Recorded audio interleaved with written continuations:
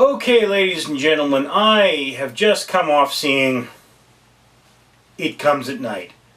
And, yeah, Cabin in the Woods horror movie mixed with post-apocalyptic movie mixed with plague movie, all crammed together into a very... Look, it's hard for me to spoil this movie because there's no movie to spoil. I mean, is it tastefully done? Yes, there's some beautiful cinematography in this movie, especially up there at the beginning. And this film is essentially the embodiment of what it is to be a modern American struggling to get by. It doesn't matter how hard you struggle or how many times you try to make the higher moral decision.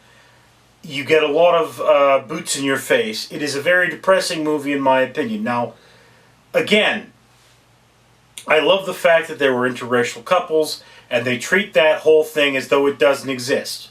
The racial identity of no person in this movie is ever addressed, which is the perfect concept of it not being a racist movie.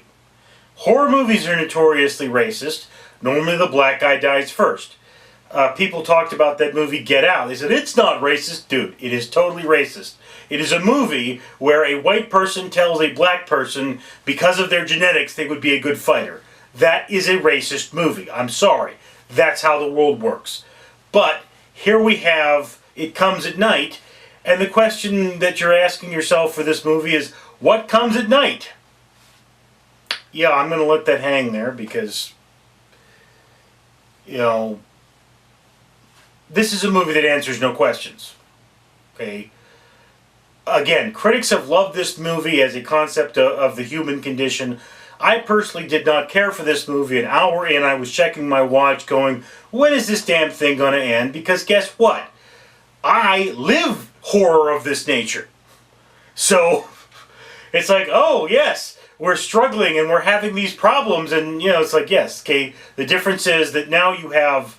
this is going to kill you as opposed to this is just going to make you have a horrible life where maybe you live on the street or maybe you get sick and can't do anything about it.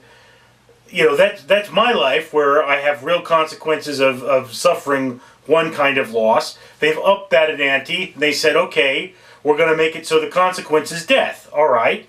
So it's a little worse than real modern life. But I mean, there's no real plot for me to point out here. This is just a really depressing movie that answers no questions and gives you no true catharsis. So yeah, critics may love this movie because it is a depressing statement about modern day America, but I'm afraid it probably had to have been written long before Trump took office. So, you know, I'm calling BS on that. And then, you know, if you really liked what was that movie? Requiem for a Dream. Okay, Requiem for a Dream, great movie that you were only going to watch once because it is super depressing. It Comes at Night is another movie that is super depressing. Incidentally, It Comes at Night, practically the porn title for this film. So, I mean, I guess you might change it to He for the porn movie parody, but yeah, that's never a good sign. If your movie's title sounds like it could be porn, you probably want to change the title. Anyway, that's my 50 cents on this movie. I personally cannot recommend it. I didn't enjoy it, although I did respect many of the choices made in the film. You can let me know down in the comments below what you thought about this movie, and please be respectful in the comments. Defend why you think this was or was not a good movie, because I'd really like to discuss this movie. I've got no one to talk about it with. Anyway, that's my 50 cents on the matter. I'm Richard Neal.